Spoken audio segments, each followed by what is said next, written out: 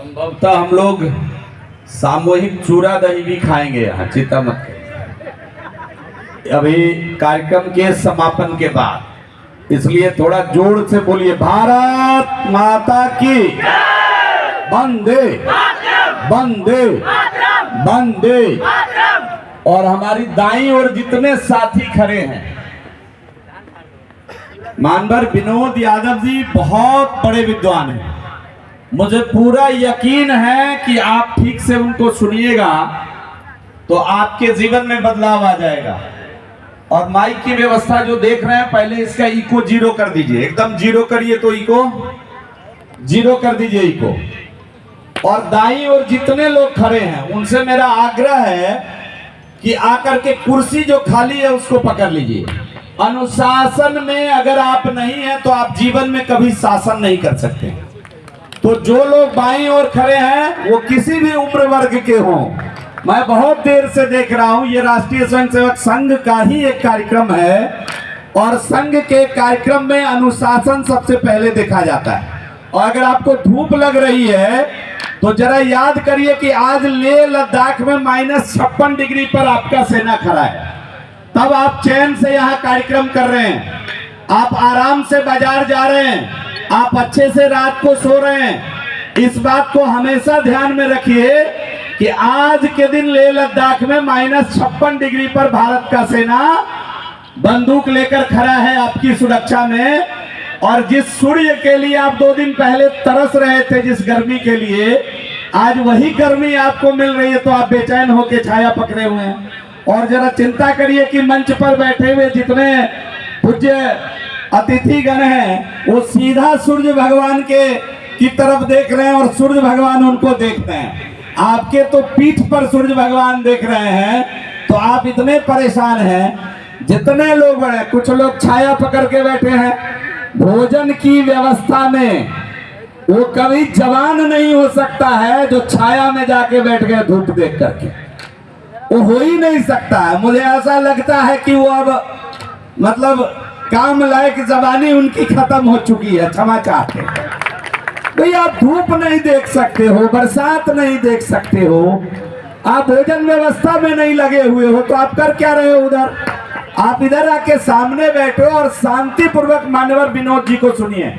विनोद जी अद्भुत विद्वान है, विनोद जी ने कई किताबें लिखी है और मुझे पूरा यकीन है कि मान्यवर विनोद यादव जी को जब आप सुनेंगे तो आपके जीवन में बदलाव आएगा। इस प्रकार का मेरा विश्वास है, मुझे यकीन भी है कि इस प्रकार जरूर आपके जीवन में बदलाव आएगा। महोदय, आज के इस कार्यक्रम के मुख्य अतिथि और मुख्य वक्ता मैं श्रीमान विनोद यादव जी का एक बार ताली बजाकर आप सभी लोग अभिवादन करिए। और हम लोग बहुत सौभाग्यशाली हैं कि हमारे बीच आज कई संत बैठे हुए हैं। श्रीमान रामेश्वर दास जी महाराज बिल्कुल युवा संत हैं इस्कॉन के, और ये हमारे बीच पटना से चलकर आए हैं। एक बार जोरदार तालियों से उनका स्वागत करिए। श्रीमान राहुल पाठक जी प्रांत संयोजक हैं, अपने हिंदू जागरण के बेगूसराय से आते हैं। श्री दयाशंकर सिंह जी प्रांत कार्यालय प्रमुख हिंदू जागरण, ये आपके बीच आज चलकर आए हैं। आदरणीय उदय कुमार गुप्ता जी जो अभी प्रोफेसर, अभी उन्होंने बताया, वो थोड़ा काउंसलिंग भी कर रहे थे, मनोविज्ञान के प्रोफेसर हैं। तो जैसे ही उनको माइक मिला तो थोड़ी देर के लिए मैं डर गया था कि प्रोफेसर और टीचर मतलब पूरा 50 मिनट, शिक्षक 50 मिनट से कम क्या बोलेगा। और हमको चिंता थी कि हमको विनोद जी को सुनना है, तो उदय जी ने कृपा की, कम समय में अपनी बात कह करके उन्होंने स्थान ग्रहण किया। उदय जी के लिए भी एक बार जोरदार ताली से उनका स्वागत हो। और हम लोगों के यहाँ के महान संत, ये कोई साधारण बात नहीं है कि कोई सोच ले कि हमको दंड प्रणाम करते हुए यहाँ से अयोध्या जाना है। सोच कर देखिए, और जिनको ये साधारण लगे वो कभी अपने घर के आंगन में ही यहाँ से वहां दंड प्रणाम करके देख लीजिए। यहाँ से वहां 200-400 मीटर दंड प्रणाम कर देख लीजिए। सीधा सीधा मैं सही कहा, माने परम पूज्य संत जी ने कि भाई यहाँ श्री राम और किशोरी जी की जोरी बैठी हुई है, इनका दर्शन कर लेने मात्र से आपका जीवन धन्य हो जाएगा। जो अहिल्या स्थान से जहां भगवान राम स्वयं चलकर आए थे, और उस समय का नारी सशक्तिकरण का इससे बड़ा उदाहरण नहीं हो सकता है कि पत्थर को भगवान ने उस समय नारी रूप दिया था। और अयोध्या से ये अपना अहिल्या स्थान से अयोध्या पति पत्नी दोनों दंड प्रणाम करते हुए जाना, मतलब अद्भुत। मुझे तो ऐसा लगता है कि भगवान कहां से इनको इतनी शक्ति दी है। मैं भी इनके रास्ते में एक दिन 2-4 मिनट 10 मिनट का सेवा दिया था। जब मैं पहुंचा, ये उत्तर प्रदेश की बॉर्डर में घुस रहे थे, आगे आगे पति पीछे पीछे पत्नी, बिल्कुल वही दृश्य जो भगवान राम आगे चल रहे होंगे और मैया सीता पीछे पीछे चल रही होगी। ऐसी जिद पालकर अपने पति को महान बनाने वाली महिला केवल मिथिला में होती है, ये गौरव के साथ हम कह सकते हैं। तभी भगवान राम को पैदल चलकर मिथिला आना पड़ा अयोध्या से अपनी शादी के लिए।